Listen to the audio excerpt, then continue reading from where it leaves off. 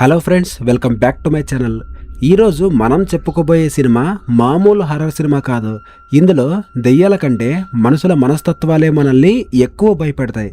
ప్రేమ పేరుతో నమ్మించి మోసం చేయడం ఒకెత్తైతే, ఆ మోసం వెనకాల వందల ఏళ్ల నాటి ఒక భయంకరమైన చరిత్ర ఉండడం ఈ సినిమా ప్రత్యేకత. ఒక జంట తమ ఫస్ట్ వెడ్డింగ్ యానివర్సరీ జరుపుకోవడానికి అడవిలో ఉన్న ఒక ఒంటరి ఇంటికి వెళ్తారు.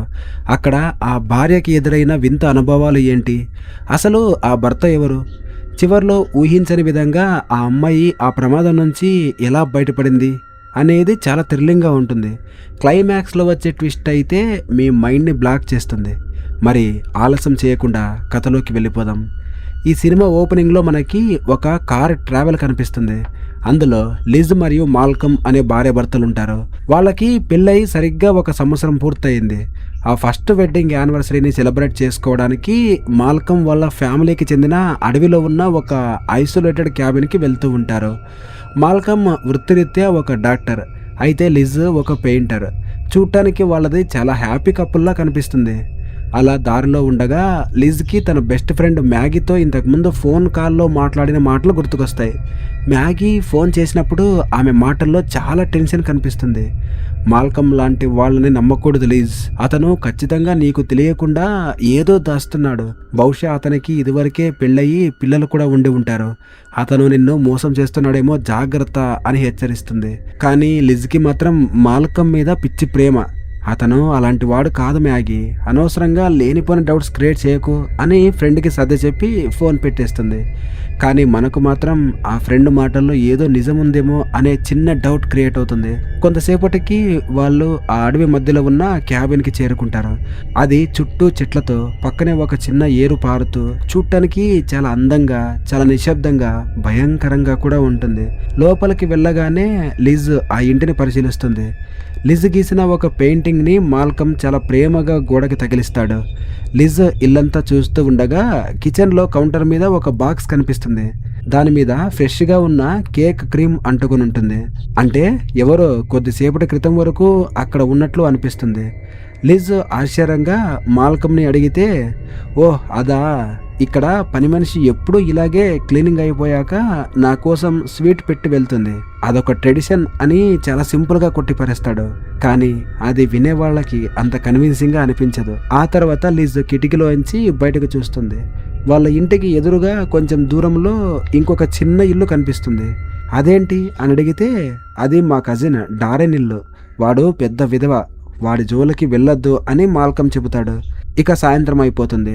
లిజ్ బాతుటబ్లో స్నానం చేస్తూ ఉండగా ఎవరో ఇంట్లో నడుస్తున్న శబ్దాలు, చిన్నగా గుసగుసలు వినిపిస్తాయి. మాల్కమ్ నువ్వేనా అని అరిస్తే కిచెన్లో నుంచి మాల్కమ్ ఏంటి అని రిప్లై ఇస్తాడు. మరి బాత్రూమ్ దగ్గర వినిపించిన శబ్దం ఎవరిది? ఇక్కడి నుంచే హర్రర్ ఎలిమెంట్స్ స్టార్ట్ అవుతాయి. ఆ రాత్రి వాళ్ళు రొమాంటిక్గా డిన్నర్ చేద్దాం అనుకుంటారు. అంతలో డోర్ బెల్ మోగుతుంది. తీరా చూస్తే మాల్కమ్ కజిన్ డారెన్ తన గర్ల్ ఫ్రెండ్ మింకాతో కలిసి లోపలికి వస్తాడు. లిజ్కి ఇది అస్సలు ఇష్టం ఉండదు. డారెన్ ప్రవర్తన చాలా రూడ్గా ఉంటుంది. లిజ్ని కనీసం మనిషిలా కూడా చూడ్డు.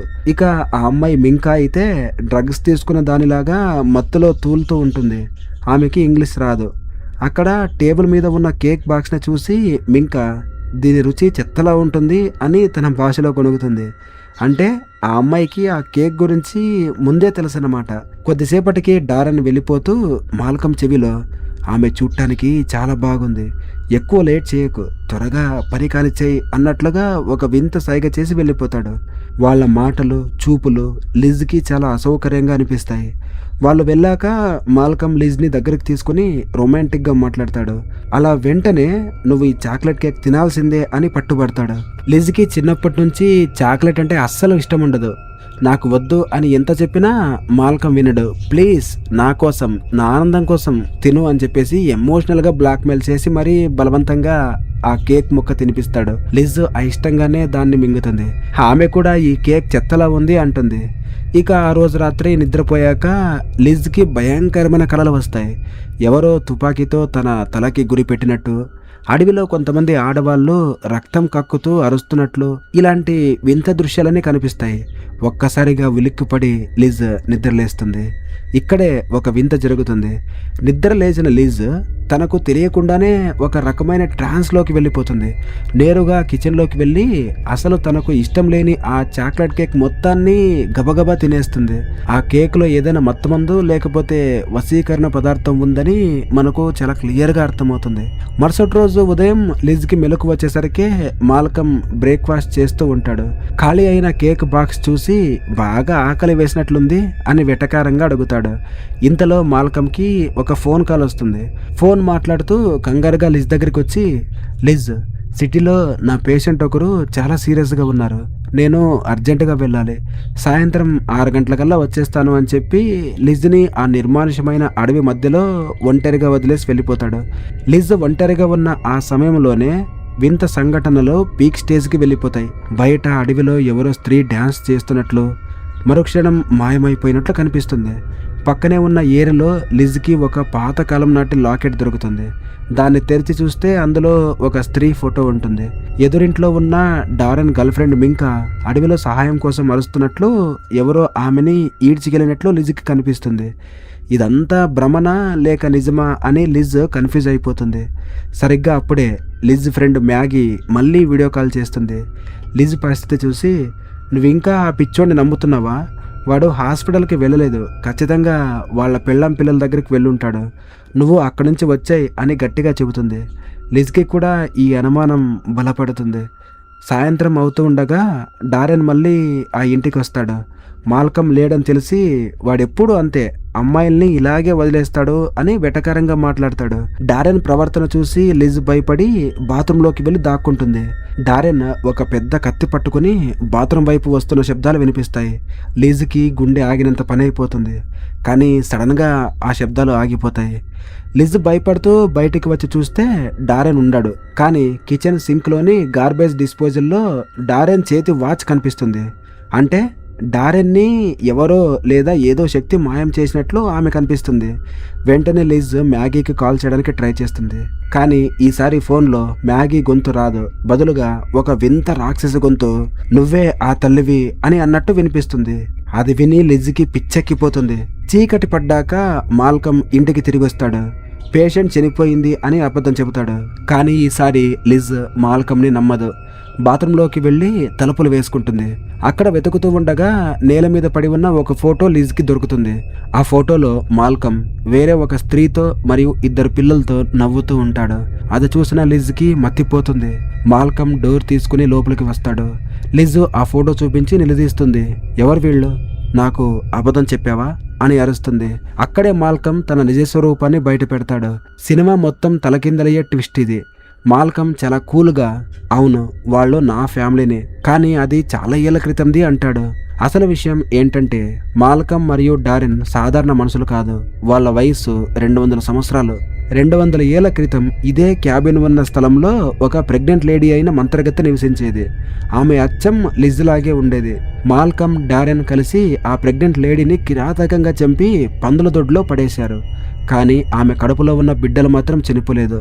అవి వింత ఆకారంలో ఉండే రాక్షస జీవులుగా పుట్టాయి. ఆ రాక్షస జీవులు మాల్కంతో ఒక ఒప్పందం చేసుకున్నాయి. మా ఆకలి తీర్చడానికి నువ్వు మనుషుల్ని బలి ఇస్తే దానికి ప్రతిఫలంగా మేము నీకు చావు లేకుండా ఎప్పటికీ యవ్వనంగా ఉండే వరం ఇస్తాం అని చెప్పాయి. అందుకే మాల్కం ప్రతిసారి ఒక అమ్మాయిని ప్రేమ పేరుతో నమ్మించి పెళ్లి చేసుకుని ఇక్కడికి తీసుకొస్తాడు. ఆ చాక్లెట్ కేకులో మత్తుమంద కలిపి వాళ్ళకి తినిపించి ఆ రాక్షసులకి బలి ఇస్తూ ఉంటాడు. ఇప్పుడు లిజ్ కూడా ఆ బలిలో ఒక భాగమే. నిజం చెప్పేశాక నేను నిజంగానే ప్రేమించాను లిజ్, అందుకే నువ్వు చనిపోతూ ఉంటే చూడలేక బయటికి వెళ్ళిపోయాను అని చెప్పి మాల్కమ్ ఆమెని ఇంట్లో బంధించి వెళ్ళిపోతాడు. లిజ్ కిటికీలో నుంచి పారిపోవడానికి ప్రయత్నిస్తుంది. కానీ కాలు జారి కింద పడిపోతుంది. కళ్ళు తెరిచేసరికి ఇంటి కింద ఉన్న బేస్మెంట్లో ఉంటుంది. చుట్టూ చీకటి. ఆ చీకట్లో నుంచి వింత ఆకారంలో ఉన్న ఆ రాక్షస జీవులు లిజ్ వైపు వస్తూ ఉంటాయి. అవి చూడటానికి నరుక్కున్న మాంసపు ముద్దల్లా చాలా భయానకంగా ఉంటాయి. లిజ్ తన పని అయిపోయింది అని చెప్పేసి ఏడుస్తుంది. కానీ సడన్గా ఆ జీవులు లిజ్ని చూసి ఏం చేయకుండా ఆగిపోతాయి. ఆమెను చంపవు. ఎందుకంటే లిజ్ ముఖం 200 ఏళ్ల క్రితం నాటి మాల్కమ్ చేతులు చనిపోయిన వాళ్ళ సొంత తల్లిలాగే అచ్చం ఉంటుంది. ఆ రాక్షసులు లిజ్ని చూసి అమ్మ అనుకుని ఆప్యాయంగా ఆమె కాళ్ళ దగ్గర కూర్చుంటాయి. లిజ్కి అర్థమవుతుంది తాను బాధితురాలు కాదు, ఇప్పుడు ఆ రాక్షసులకు యజమానురాలు అని. ఆమె భయం పోయి ముఖంలో ఒక వింత నవ్వు వస్తుంది. మరుసటి రోజు ఉదయం మాల్కమ్ నిద్రలేస్తాడు. రాత్రి బలి జరగలేదు కాబట్టి రాక్షసుల ఒప్పందం ప్రకారం అతని యవ్వనం పోతుంది. ఒక్క రాత్రిలోనే మాల్కమ్ ముసలివాడిగా మారిపోతాడు. జుట్టు రాలిపోయి చర్మం వేలాడుతూ కళ్ళు కనిపించకుండా చావు బ్రతుకుల్లో ఉంటాడు. లిజ్ అతని దగ్గరికి దర్జాగా నడుచుకుంటూ వస్తుంది. మాల్కమ్ షాక్ అవుతూ, వాళ్ళు నిన్ను ఏమీ చేయలేదా అని అడుగుతాడు. లేదు, వాళ్ళు నన్ను ఉండమన్నారు, నేను వాళ్ళ అమ్మని కదా అని లిజ్ చాలా ప్రశాంతంగా సమాధానం చెప్తుంది. చివరికి మాల్కమ్ తనను చంపడానికి తెచ్చిన అదే విషయం కలిపిన చాక్లెట్ కేక్ని లిజ్ తన చేత్తో మాల్కమ్ నోట్లో కుక్కుతుంది. ఆ తర్వాత పక్కనే ఉన్న ఒక పెద్ద తేనె తొట్టిలో మాల్కమ్ తలని ముంచి ఊపిరాడకుండా చంపేస్తుంది. మోసం చేసిన మాల్కమ్ చనిపోతాడు. లిజ్ ఆ రాక్షసులకు తల్లిగా ఆ ఇంట్లోనే ఉండిపోతుంది. ఇది ఫ్రెండ్స్ ఇవాల్టి మూవీ స్టోరీ. పరలో కోసం గోతిని తవ్వితే అందులో మనమే పడతాం అని ఈ సినిమా చెబుతుంది. ఈ వీడియో మీకు నచ్చితే లైక్ చేయండి, కామెంట్ చేయండి. ఇలాంటి మరిన్ని థ్రిల్లింగ్ స్టోరీస్ కోసం మన ఛానల్ని సబ్స్క్రైబ్ చేయండి. Thank you.